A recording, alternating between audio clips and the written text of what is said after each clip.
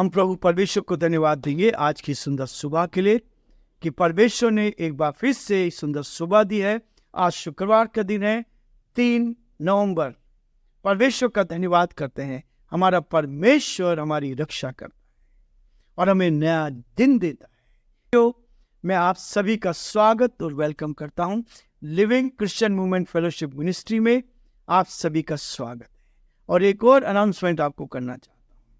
यदि आपको कैलेंडर की आवश्यकता है, जो हमारे श्रोता लोग हैं, यदि आप चाहते हैं कि आपको कैलेंडर दिया जाए, हम हर क्रिसमस पर क्रिसमस गिफ्ट के रूप में नए साल का कैलेंडर अपने श्रोताओं को, अपने भाई बहनों को देते हैं। जिनके पास मैगजीन जा रही है उनको भी, और जिनको पास मैगजीन नहीं जा रही है हमको। केवल आपको इतना करना होगा कि अपना एड्रेस हमें भेज दे, ताकि हम फ्री में एक कैलेंडर फ्री में आपको मिलेगा। आपके घर के पते पर हम उसको भेज देंगे। इसलिए प्रियो, अभी से आप हमें देंगे तो हम आपकी लिस्ट बनाकर आपके घर तक समय पर नए साल से पहले क्रिसमस गिफ्ट के रूप में हम आपको देना चाहते हैं, ताकि जो भी आप चाहते हैं, जो मेरी आवाज को सुन रहे हैं, तो पहले से आप हमें दे देंगे।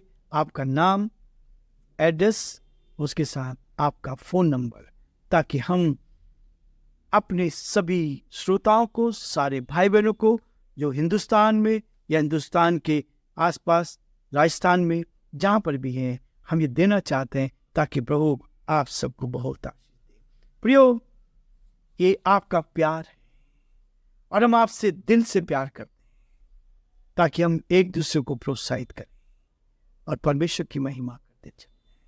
परमेश्वर चाहता है कि हम उस बड़े कार्य को अपने जीवन में देख पाए। कहता है, चट्टान और बालू, चट्टान और बालू। चट्टान मजबूत होती, बालू बहुत सॉफ्ट। लेकिन प्रियो, वचन कहता है, पहला कुरिन्थियों इसके 2 अध्याय में 9 पद में लिखा है, जो बातें आंखों ने नहीं देखी और कान ने नहीं सुनी, और जो बातें मनुष्य के चित्त में नहीं चढ़ी, वे ही हैं जो परमेश्वर ने अपने प्रेम रखने वालों के लिए तैयार किए। पहला कुरिन्थियों 2 अध्याय 9।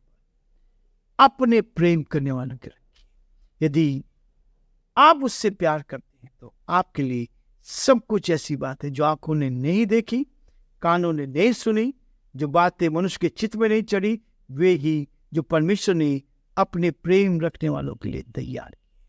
प्रियो, परमेश्वर का वचन कहता है कि हम आगे बढ़े और परमेश्वर की महिमा करें। इसलिए पहला कुरिन्थियों का 15 अध्याय और उसके 5 पद के आगे मैं आपके सामने पढ़ना चाहूँ। लिखा, और कैफा को तब 12 को दिखाई दिया, 500 से अधिक भाइयों को एक साथ दिखाई दिया, जिनमें से बहुतेरे अब तक वर्तमान हैं, पर कितने सो गए। 7, फिर याकूब को दिखाई दिया, तब सब प्रेरितों को दिखाई दिया, और सबके बाद मुझको भी दिखाई दिया, जो मानो अधूरे दिनों का जन्मा, क्योंकि मैं प्रेरितों में सबसे छोटा वरन प्रेरित कहलाने के योग्य भी नहीं, क्योंकि मैंने परमेश्वर की कलीसिया को सताया। परमेश्वर अपने इस वचन के पढ़े और सुने जाने पर आशीष दे। हम प्रार्थना करेंगे। और सच्चे विश्वास के योग्य परमेश्वर, आज की सुंदर सुबह के लिए आपको धन्यवाद। आपने पिता ये सुंदर अवसर दिया, इसके लिए धन्यवाद। आपने मौका दिया ताकि हम आपकी महिमा करें, और जो आपकी योजना है उसको अपने जीवन में पूरा कर सके। हे दयालु, हे सामर्थ्य विश्वास के योग्य परमेश्वर, हमारी आपसे प्रार्थना, आपसे विनती है, आपके अनुग्रह की दृष्टि हम पर बनी रहे, आपका हाथ हम पर बना रहे, आपकी करुणा हम पर बनी रहे, ताकि हम जीवन में आगे बढ़ते जाएं और जो आपकी योजना है उसको अपने जीवन में पूरा होता देख सके। हे दया के धनी और विश्वास के योग्य परमेश्वर, हमारी आपसे प्रार्थना, आपसे विनती, आपसे निवेदन है, आपके अनुग्रह की दृष्टि हम पर बनी रहे। हमारी यही प्रार्थना है प्रभु, हमारे सारे श्रोताओं के लिए, सारे भाई बहनों के लिए हम बड़े आदर के साथ प्रार्थना विनती करते हैं। हर एक की स्तुति, हर एक की मदद कर, ताकि हर जन आप में सुरक्षित रहे और आपकी महिमा का बन सके, और जो आपकी इच्छा है प्रभु उसको हम अपने जीवन में पूरा कर सके। बड़े आदर के साथ, दीनता के साथ, नम्रता के साथ प्यारे परमेश्वर, हम अपने प्रदेश राजस्थान को आपके हाथों में सौंपते हैं।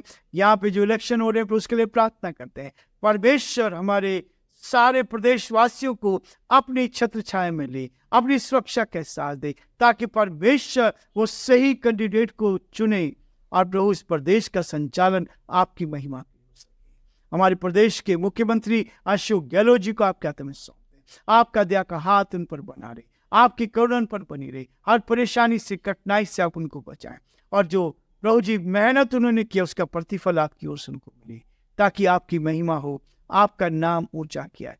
हम बड़े आदर के साथ, दीनता, नम्रता के साथ हमारे देश के लिए, देश की उन्नति के लिए, देश के प्रधानमंत्री के लिए और देश के राष्ट्रपति के लिए प्रार्थना करते हैं। आप उनको भी संभाले, आपका हाथ उनके साथ ही बना रहे, ताकि वो भी आगे बढ़ते जाएं और आपकी महिमा का बन सके। बड़े आदर के साथ, दीनता, नम्रता के साथ इस प्रार्थना को अपने प्रभु अपने धार करता यीशु मसीह के नाम से। प्रियो, परमेश्वर का वचन कहता है कि पर यीशु मसीह मृतकों में से जीवित होता और अलग अलग लोगों को दिखाई दिया, और एक साथ 500 से अधिक भाइयों को एक साथ दिखाई दिया, जिनमें से बहुत अब तक वर्तमान है और सो भी गए। कितने सो गए। पौलुस जब इस वचन को लिख रहा है तब भी वे लोग जीवित थे जिन्होंने यीशु मसीह को देखा था जीवित होने के बाद। ये वो प्रमाण है, आज भी वो प्रमाण है यीशु मसीह का। उसकी कब्र आज भी खाली है, उसकी कब्र आज भी खाली है। इसलिए प्रियो, परमेश्वर का वचन कहता है कि जब आप परमेश्वर के साथ चलते हैं, मसीह जीवन सुसमाचार की आज्ञाकारिता से आरंभ होता है। परमेश्वर के इस वचन की आज्ञाकारिता, परमेश्वर के इस वचन का पालन करना, हम अपने हित की नहीं लेकिन दूसरों के हित की चिंता करें। यहां सुसमाचार कहता है, यहां परमेश्वर का वचन कहता है, अपने स्वार्थ के लिए तो सब करते हैं, अपने घराने के लिए सब करते हैं, लेकिन दूसरों के लिए कौन करता है? यीशु मसीह ने अपने आप को दूसरों के लिए दे दिया। मेरे प्राण को बचाने के लिए उसने अपने आप को बलिदान कर दिया। आपके प्राण को बचाने के लिए उसने अपने आप को बलिदान कर दिया। यह है प्रियो, इसलिए कहता आरंभ से अंत तक मसीह जीवन आज्ञाकारिता का जीवन है। मेरा आपका जीवन, यदि आपने प्रभु को सच में जाना है, स्वार्थ के कारण नहीं, यदि आपने वास्तव में यीशु को अपने जीवन में लिया है, तो यह आज्ञाकारिता का जीवन अनंत जीवन तक होता है। मसीह जीवन आज्ञाकारिता का जीवन है, अंत तक, आरंभ से लेकर अंत तक। जब तक आप इस पृथ्वी पर हैं, चाहे आप कंगाल हैं चाहे धनवान हैं, जब आप प्रभु के पास आए तब इतने धनवान नहीं, लेकिन आरंभ से लेकर अंत तक हमें क्या रहना है? आज्ञाकारिता का जीवन जीना है। यही कारण है कि अविश्वासी अनाज्ञाकारिता की संतान कहलाते हैं। जो विश्वास नहीं करते वो अनाज्ञाकारिता की संतान कहलाते हैं। जो इस वचन को नहीं मानते वो अनाज्ञाकारिता है, वो अविश्वासी है। जो इस वचन के अनुसार चलते हैं वो आज्ञाकारी है। इसलिए परमेश्वर का वचन इसी बात को कहलाता है। वो कहता है इफिसियों का 5 अध्याय 6 पद में कहता है, इसमें कोई संदेह नहीं कि परमेश्वर के प्रति आज्ञाकारिता कठिन है। परमेश्वर की आज्ञा का पालन करना कठिन है, परंतु यह बोझ ढोना नहीं है। ये बोझ ढोना नहीं है। हम सोचते हैं हमने अपने कंधों पर बोझ उठा लिया, अपने सर के ऊपर बोझ उठा लिया। ये बोझ ढोना नहीं है। ये बात यीशु के प्रारंभिक उद्देश्यों में एकदम स्पष्ट की गई है। इससे पहले कि हम प्रभु के पास आए, वहां पर पहले ही प्रभु मसीह ने इस बात को स्पष्ट किया, मेरा जुआ आसान है, परमेश्वर की आज्ञा कठिन नहीं। पहला यूहन्ना में 30 अध्याय में बहुत स्पष्ट लिखा है कि मेरी बातें कठिन नहीं, मेरी आज्ञा कठिन नहीं।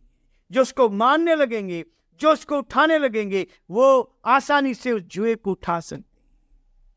मेरा बोझ हल्का है। मत्ती उसके 11 अध्याय और उसके 28 से 30 पद में इस बात को देखते। मेरा जुआ हल्का है, मेरा बोझ बहुत हल्का है। इस पर यीशु की सबसे प्रिय शिष्य यूहन्ना ने भी आमीन कहा। हाँ प्रभु, ऐसा हो। जब उसने अपने मसीह जीवन में 6 दशकों के अंत में गवाही दी, परमेश्वर की आज्ञा कठिन नहीं। पहला यूहन्ना उसके 5 अध्याय के 3 पद में, यूहन्ना की पत्री में उसने इस बात को कहा, आज्ञाकारिता आसान हो जाती है। ये आज्ञा पालन करना कठिन कब होता है? जब हम मेहनत करना नहीं चाहते।